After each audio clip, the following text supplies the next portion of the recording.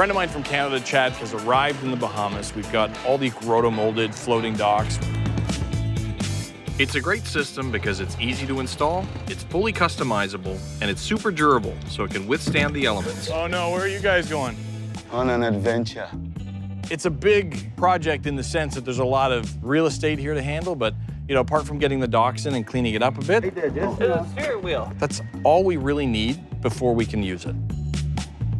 Now that we have the EZ Dock in place, you walk down the ramp and the dock moves with the tide.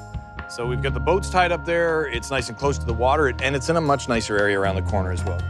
This is exactly what you had envisioned. This is easy for guests of all ages, whether it be kids or adults or grandparents. I love it. I wasn't expecting all of this, sweetie. See that? Sometimes if left to my own devices, things turn out okay.